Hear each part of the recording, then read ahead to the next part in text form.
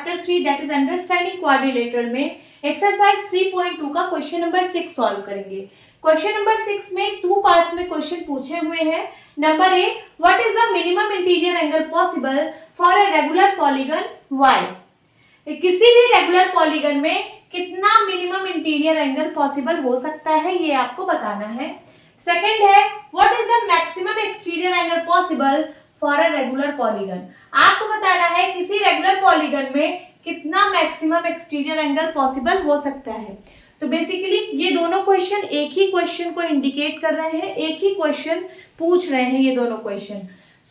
जैसे minimum exterior angle है, minimum अगर इंटीरियर एंगल होगा, मिनिमम इंटीरियर एंगल अगर होगा तो इसका मतलब है कि एक्सटीरियर एंगल को मैक्सिमम होना पड़ेगा, मैक्सिमम एक्सटीरियर एंगल।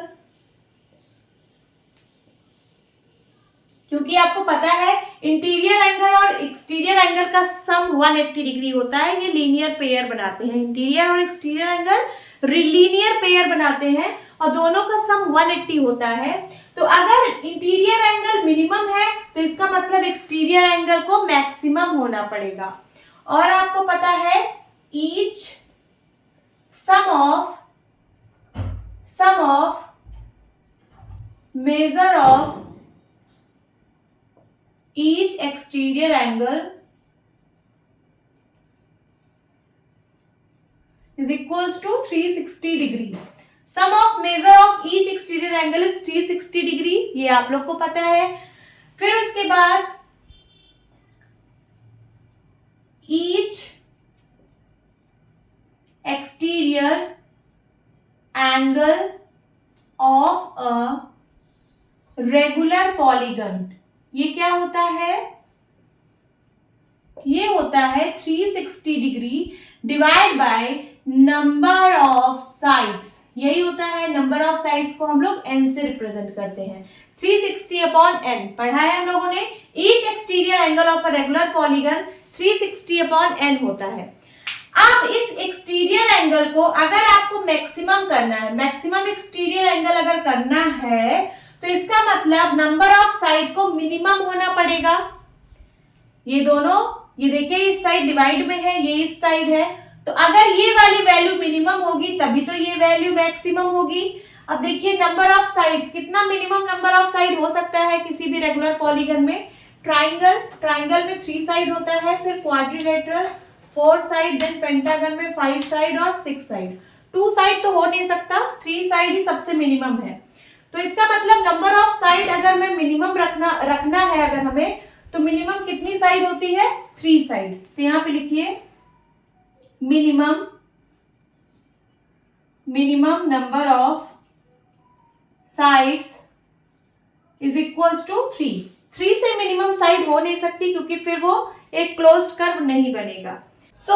यहां पे क्या हो जाएगा, each maximum exterior angle of a regular polygon कितना हो जाएगा, ये हो जाएगा 360 अपॉन 3। ये नंबर ऑफ साइड, ये मिनिमम नंबर ऑफ साइड होनी चाहिए तभी एक्सटीरियर एंगल मैक्सिमम होगा। तो हमने मिनिमम नंबर ऑफ साइड 3 लिखी है क्योंकि 3 से छोटी साइड नहीं हो सकती। इसकी वैल्यू कितनी आ गई, 3 1 जा 3, 3 2 जा 6, 120 डिग्री आ गई। मींस हर एक एक्सटीरियर एंगल की मैक्सिमम वैल्यू 120 डिग्री हो सकती है। ठीक है, अब आपको मैक्सिमम वैल्यू पता चल गई कि किसी भी रेगुलर पॉलीगन में मैक्सिमम एक्सटीरियर एंगल की वैल्यू 120 डिग्री हो सकती है। तो ये वाला आप लोगों ने सॉल्व कर लिया, इसकी वैल्यू आई है 120 degree, this is the answer. अब पूछ रहा है what is the minimum interior angle. अब मिनिमम इंटीरियर एंगल क्या होगा, आपको मैक्सिमम एक्सटीरियर पता चल चुका है, तो मिनिमम इंटीरियर एंगल क्या होगा आप लोग बताइए। Minimum interior angle for a regular polygon is equals to, minimum interior angle is equals to 180 minus 120. 180 में से इसको आप माइनस कर देंगे तो यहाँ पे मिनिमम इंटीरियर एंगल आ जाएगा, दैट इज क्या आएगा, 8 में से 2 गया 6, 60 डिग्री आएगा। 60 डिग्री देखिए किसका होता है, तो एक ट्राइंगल का होता है, इक्विलेटरल ट्राइंगल का हर एक 60 डिग्री होता है, क्योंकि इससे छोटा हम कुछ बना नहीं सकते, ट्राइंगल से छोटा कोई फिगर बन नहीं सकता। सो यही होगा minimum interior angle. This is your answer. Hope students आपको ये क्लास अच्छी लगी होगी। मिलती हूँ अपनी नेक्स्ट वीडियो में, तब तक के लिए bye bye and take care.